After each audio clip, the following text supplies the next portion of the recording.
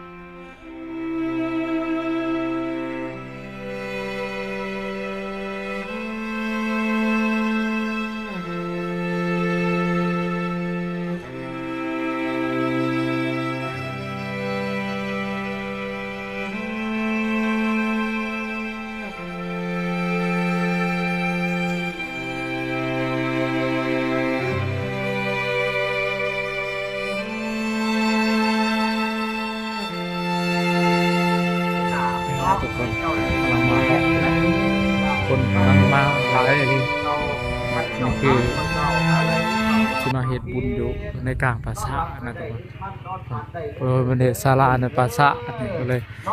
โอ้คนกำลังเริ่มมาได้คนสิตักบาตรนะทุกคนกำลังเริ่มมาอันนี้คือกลางปราสาทเลยนะทุกคนอันนี้ก็บรรยากาศยามเช้ากำลังเสริมตักบาตรคนก็เริ่มมาหลายเลยทุกคนอันนี้เฮ็ดบุญอยู่ในกลางปราสาทเลยนะว่า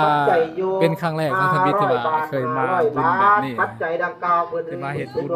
ในกลางปราสาทก็คือพระเฒ่าศรีก็มีปัจจัยอยู่อันนี้คือปราสาทนะคนบนที่ว่าเพิ่นเผาศพเผาคนตายนะบ้านบึกทงโอโปโมทนาก็มีปัจจัยที่เป็นเห็ดเตาใหม่แล้วทุกคนเป็นเห็ดเป็นเตาดินเลยบัดนี้นะมันก็เลยเห็ดบุญเห็ดเตาดินเนี่ยเห็นบ่และก็มีแม่นั่งทิพเตี้ยบ้านอันนี้เป็นเห็ดเตาจุศพนะจุคนตายนะเพิ่นให้มาจุเตาบัดนี้หลังจากที่ว่าปราสาทมันก็ห้อมเขาเลยนี่ใส่บาตรนะเด้ออย่าใส่หลายทุกข์ให้พ้นจากทุกข์ทุกข์แล้วก็สุขคนก็เริ่มลงมาแล้วอันนี้คือเป็นศาลาปราสาทนะคนที่ว่ามาเห็นบุญในกลางปราสาทคนก็เริ่มมา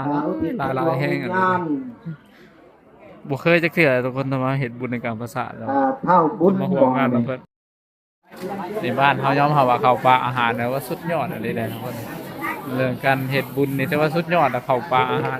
เทียบนึงที่ว่าเพิ่นมาให้พระเป็นสันช่วงเสาๆนะครับก่อนอื่นก็อนุญาตนำให้ครูบาอาจารย์เสรวัตรแต่ละบาทเนาะวิชุงลักขณาทายนะวิสาระเนยัมปีมาจังพันเตวิชุงลักขณาทายนะพุทธัสสะนะโมตัสสะภะคะวะโตอะระหะโตสัมมาสัมพุทธัสสะสัมมาสัมพุทธัสสะพุทธังสรณังคัสสามิสรณังคัสสามิธัมมังสรณังคัสสามิสังฆังสรณังคัสสามิสังฆังสรณังคัสสามิทุติยัมปิพุทธังสรณังคัสสามิทุติยัมปิพุทธังสรณังคัสสามิทุติยัมปิธัมมังสรณังคัสสามิทุติยัมปิธัมมังสรณังคัสสามิทุติยัมปิสังฆังสรณังคัสสามิทุติยัมปิสังฆังสรณังคัสสามิตักบาตรทำกลางพ้นตกทุกคนเลย อันนี้เลยเพิ่นว่าสุ่มเย็นเนาะทุกคนฝนก็ตกปล่อยๆลงมาว่าคนในลายแห้งได้มาตักบาตร จัตตาริปุริสายุคานิอาคาปุริสาภุคาราสาภะคะวะโตสาวกสังโฆอาหุนายโยคุณนายโยทาทินายโยอันทะเนตกามิโยอนุตตะทุกขจิตตังโลกัสสะภิภาวุสะอาชาภิเยนิกัสสะ เป็นพิธีการตักบาตรช่วงเช้าเฮ็ดบุญอยู่ปราสาทเป็นครั้งทวิตที่ว่าเฮาได้มาเฮ็ดบุญอยู่ปราสาทนะครับเกิดมาก็บ่เคยเฮ็ดบุญอยู่ปราสาทจักเทื่ออากาศเทื่อนี้แต่เทื่อเดียวที่ว่าบ้านเฮามีบุญตักบาตรอยู่ปราสาทอยู่กลางปราสาท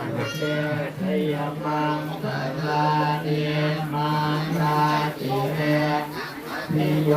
สิตาสัมปะรังติโวกังสังฆังละวะกังวัฏฐามันนา คนคือวันแหน่นนานี่ละคนดูคนตักบาตรกันหลายคนยังบ่ทันได้ออกมาตักบาตรกันหลายเด้อแต่ว่าฝนในที่ตกลงมากับบ่ย่านนะทุกคนเพื่อบุญ เพราะว่าเฮาบ่เคยเฮ็ดบุญแบบนี้จักเทื่อผู้ใดก็บ่เคยเฮ็ดบุญในกลางปราสาทจักเทื่อนะก็เลยพากันมาผู้ใดก็อยากมาเฮ็ดบุญว่าสิซะ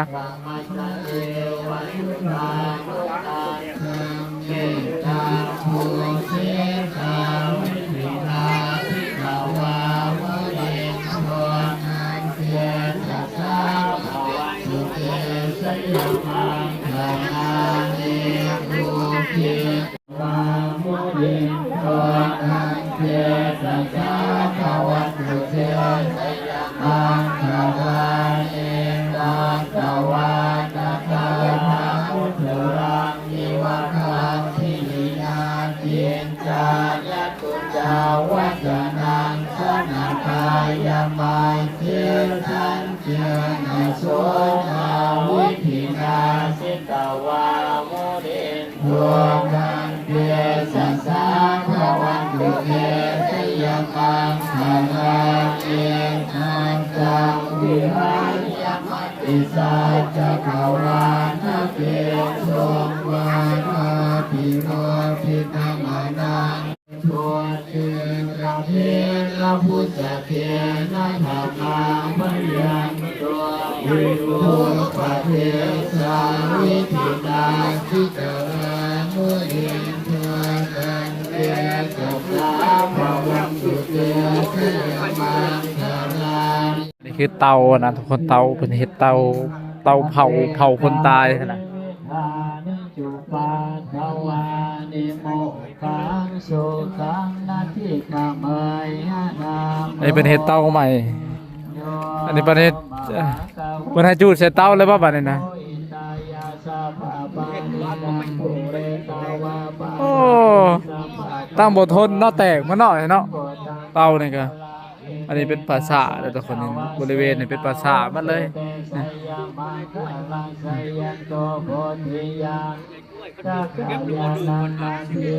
เด้ได้ยินชาวบ้านเพิ่นเอาเพิ่นมาขอเลขทุกคนในปราสาทนะพอดีเพิ่นจุดอันถูกขอเลขนะทุกคนนี่เด้อแชร์ให้เบิ่งเด้อทุกคนเด้อนี่ผู้ใดอันนั้นก็อันนั้นเอาเด้อทุกคนเด้อบ่ฮู้ว่าผู้ใดได้ตาใบตาเสียนะตาลักได้ตาใบเสียเพิ่นว่านี่อันนี้คือในกลางปราสาทแล้วทุกคนนี่เด้ออันหมออูเดี๋ยวเพิ่นเอาให้คนตายนะทุกคนบริเวณนี่ที่เฮาอยู่นี่เป็นปราสาทมันได้บ่อนที่ว่าฟังคนหรือว่าจูดคนเผาคนนะแต่ว่าปราสาทฟังนี่อยู่ข้างเบื้องนั้นเนาะแต่ว่าบ่กล้าไปถ่ายปราสาทฟังนี่ย่านนะทุกคนปราสาทที่ฟังเพราะว่ามีเพิ่นตายทางกรมหากฟังได้ประมาณวาง3 เดือนหลังนะทุกคนเลยก็เลยบ่กล้าลายพี่น้องบ้านที่ถงเฮาเนาะอันนี้คือบรรยากาศการตักบาตรฝนก็ห่วยลงแล้วทุกคนคนก็มาเป็นช่วงทั้งพระอาจารย์ชิรดำเจ้าที่การวัดบึกทงเพิ่นก็ว่าคน เริ่มมาตักบาตรใส่บาตรอยู่ ศาลาปราสาทหรือว่าเตาเผาผีเผาคนตายเตาใหม่ มาหลายบ้านหลายซอง ผม มื้อนี้ ผมเขาก็บ่เคยได้มาร่วมงานแบบเฮ็ดบุญในกลางปราสาท ดอนแย้ง ก็คือครั้งแรกครั้งทำอิฐที่ว่าเราได้มาร่วมงานเผางานตักบาตรนะเฮ็ดบุญอยู่ในกลางปราสาทบนเผาผีนะบนเผาคนตายนะ มาทางวัดป่าบ้านข้อก็มาฮอดจอด ว่านี่เป็นจุดที่ว่าเป็นเตาเผา ได้หักแล้ว อันนี้ก็เป็นศาลาปราสาทแต่ว่าวันนี้เขา แล้วก็ขอมุกขอบใจทาง คันว่ามันฝนตกบ่หรือว่าเกิดเหตุการณ์น้ำท่วมน้ำขังอะนะเพิ่นก็สิได้ใส่เตานี้ถ้าว่ามันแห้งมันแล้งก็สิได้จูดแบบปกติแบบคือที่ว่าเห็นอยู่ปะที่ว่าเพิ่นจูดที่ผ่านมานะ ทั้ง ทุกคน เกตุ้มแน่แล้วก็ทั้งเฮียกี้น้อยเฒ่าแก่เก่าฮอกบ่ เป็นปราสาทมาเลยทุกคนบ่เผาผีจูดผีมาเลยเลย นี่แล้วก็ทั้งในบ้านบัวลอยแน่เนาะก็หลายๆคนผู้ค้าก็เป็นหลังตัวพุทธนาคนี้ปัจจัย9,000กีบผู้ติดเป็นโลญาผู้เป็นพอการคือพอยึงเด้อจงมาหอมหักจับเอาและกามีนางสอนเล่บ้านพิจงกามีปัจจัยอยู่กับ9,000กีบและก็แม่ไสไว้บ้านพิจงเฮานี่ล่ะกับอุปโมทนาสังฆทานมีปัจจัย9,000กีบแม่เลี้ยงแววบ้านพิจงอุปโมทนาก็มีปัจจัยอยู่ ก็เป็นอาหารบ้านเฮานะทุกคนช่วงนี้เป็นช่วงฤดูกาลแห่งปลาแล้วก็หน่อไม้หลายแท้หลายหวาน คือถ้าได้ก็มีแต่ปลา โอ้โหโมทนามีปัจจัย9,000กีบที่เป็นหลวงงานพระเขาทองบ้านทุกทรงโอ้โหโมทนาปัจจัย9,000กีบ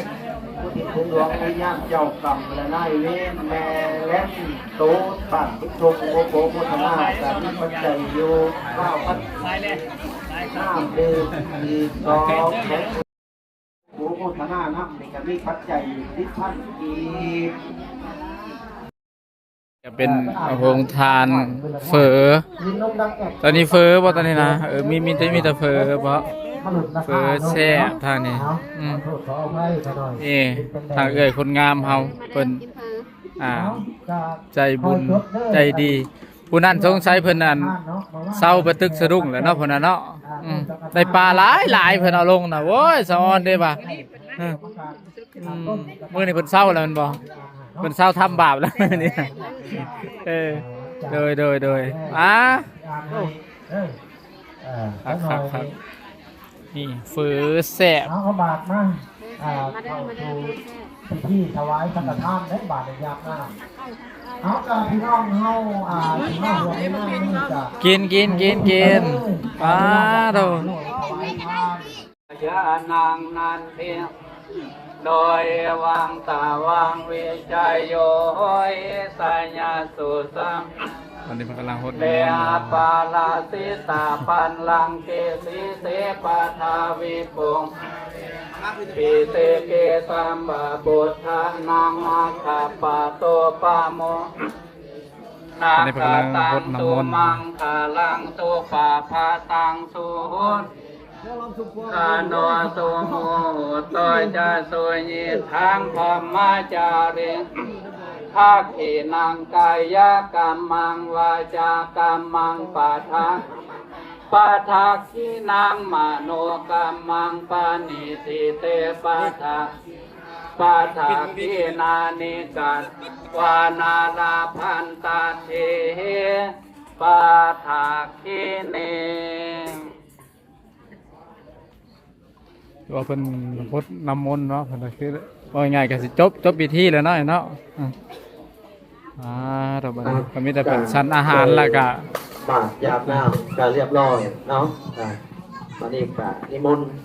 พระอาจารย์แต่ละบ้านจะได้มนต์มาสันเขาปัตตาอาหารเนาะ หลังจากจบพิธีก็คือจะมากินข้าวสามัคคีร่วมกันทุกคน นักลาน้อย นอกจากว่าพระเพิ่นสั้นแล้ว กาพี่ครอบครัวแม่ชิมมี่บ้านพึ่งผู้จิตเป็นหลวงยามเป็นเท่าโจรพ่อเท่าดีและพ่อเท่านัวแม่นัวพอย่อกระช่างต้นเป็นต้นเป็นดวงวิญญาณ